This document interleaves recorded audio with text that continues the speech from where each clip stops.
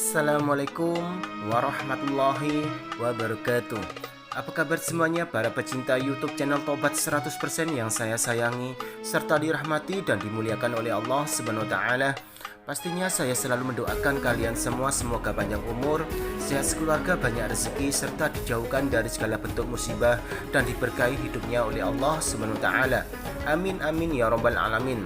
Selamat datang dan selamat mencari ilmu pengetahuan tentang Islam di YouTube channel Tobat 100%. Kali ini Tobat 100% akan membahas mengenai kisah Sunan Ampel beserta karomah dan filosofi Moh Limo. Wali Songo merupakan tokoh yang menyebarkan ajaran Islam di tanah Jawa. Dari 9 wali, salah satunya ada nama Sunan Ampel atau Raden Rahmat. Dia merupakan keponakan dari Raja Brawijaya Majapahit. Meski tergolong keturunan bangsawan, Sunan Ampel tak lantas suka berfoya-foya. Sosoknya pun dikenal agamis dan memiliki akhlak yang baik. Beberapa literatur telah menjelaskan bagaimana perjalanan dakwah Sunan Ampel hingga mampu mengislamkan masyarakat Jawa yang saat itu mayoritas beragama Hindu. Dengan pendekatan yang baik, Sunan Ampel membawa ajaran Islam dengan filosofinya yang terkenal yakni Moh Limo. Tak hanya itu, Sunan Ampel juga dikisahkan memiliki karomah yang luar biasa. Lebih lanjut, berikut kisah Sunan Ampel beserta karomah dan filosofi Moh Limo yang dihimpun dari berbagai sumber. Kisah Sunan Ampel dan filosofi Moh Limo. Nama asli Sunan Ampel adalah Ali Rahmatullah atau dikenal Raden Rahmat. Dia lahir pada tahun 1401 di negeri Campa dari pasangan Maulana Malik Ibrahim dan Dewi Chandrawulan. Secara kekeluargaan, Sunan Ampel juga keponakan dari Raja Brawijaya Majapahit. Meski memiliki darah bangsawan, Sunan Ampel tak suka berfoya-foya. Dia justru mendalami ajaran agama dan turut mendidik keluarga kerajaan. Tak hanya itu, dia juga dikenal sebagai sosok yang bijaksana, hingga raja pun sering meminta pendapat Sunan Ampel ketika menemui suatu masalah.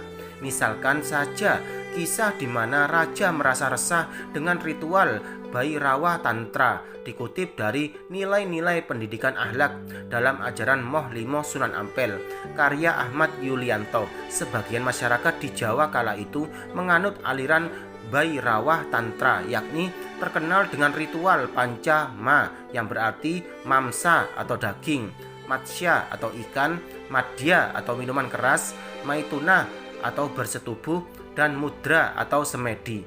Dalam pelaksanaan ritual tersebut, para laki-laki dan perempuan dalam keadaan telanjang membentuk lingkaran. Mereka makan dan minum arak sampai mabuk. Selanjutnya, mereka akan melakukan seks bebas yang kemudian dilanjutkan dengan semedi bersama-sama. Raja pun meminta saran Sunan Ampel untuk menghilangkan kebiasaan hina tersebut. Kemudian, Sunan Ampel pun merekonstruksi ajaran Pancama dengan Moh Limo.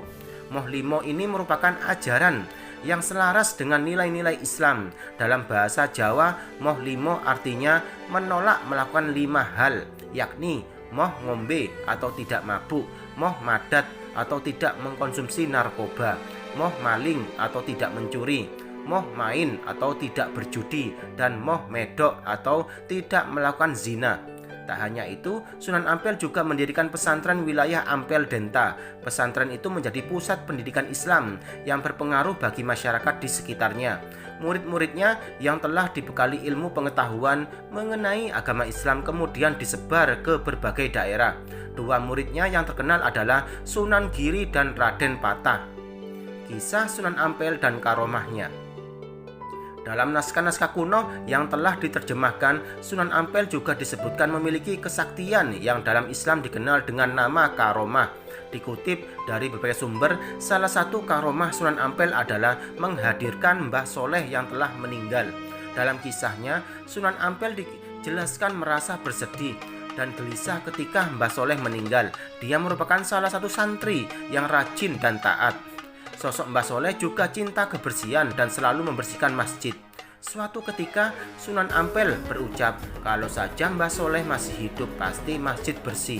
Tak disangka, ucapan Sunan Ampel menjadi nyata. Keesokan hari, para santri melihat masjid kembali kinclong. Bukan hanya itu, yang membuat santri dan masyarakat sekitar kaget, sosok Mbah Soleh kembali hadir. Masyarakat saat itu meyakini pembersih itu adalah Mbah Soleh, santri Sunan Ampel, dan seiring waktu Mbah Soleh kembali meninggal. Sepeninggal Mbah Soleh, Sunan Ampel terus mengulangi pernyataannya. Ucapan kalau Mbah Soleh masih hidup dan masjid jadi bersih itu pun mengundang kehadiran Mbah Soleh di masjid yang didirikan pada abad ke-18 sekitar 1430 Masehi. Demikian terus berulang sebanyak 9 kali. Kehadiran Mbah Soleh berhenti usai Sunan Ampel meninggal. Makam Mbah Soleh sendiri terdapat 9 buah di pelataran masjid. Dalam cerita rakyat ada 2 keyakinan mengenai Mbah Soleh. Ada yang menganggap sosok yang hadir hanya menyerupai Mbah Soleh yang sudah meninggal. Namun, banyak yang meyakini kehadiran Mbah Soleh berulang kali tidak lain juga lantaran karomah yang dimiliki Sunan Ampel. Demikianlah penjelasan dari YouTube channel Tobat 100% ini. Semoga bisa menambah ilmu pengetahuan buat kalian semuanya ya, dan semakin menambah keimanan kita kepada Allah Subhanahu wa taala. Amin amin ya robbal alamin.